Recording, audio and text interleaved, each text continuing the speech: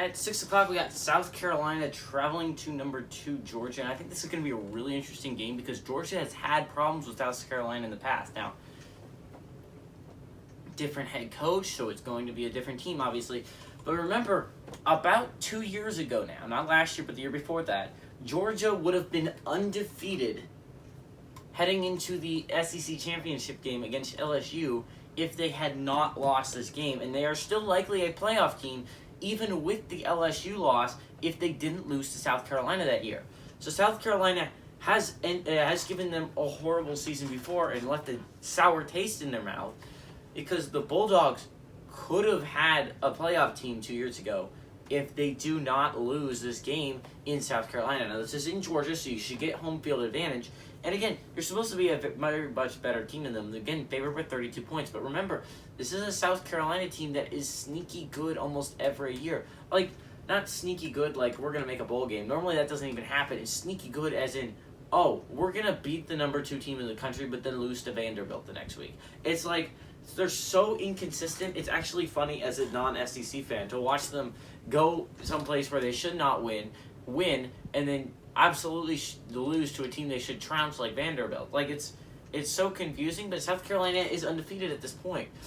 And honestly, I would love the story to continue of the graduate assistant transfer. This is his 3rd college. He has never had a chance to start before. He comes in here, he gets the starting gig, and he wins the first 2 games as a Gamecock. Wouldn't it be the best story ever if that man leads South Carolina to an upset victory over Georgia? Would that not be a movie somewhere? Honestly, I don't know if that's just me, but honestly, that would be so great. But if you look at Georgia's team, there's a reason why they're number 2 in the nation right now, because their defense is so phenomenally good. They destroyed a UAB team last week without their starting quarterback.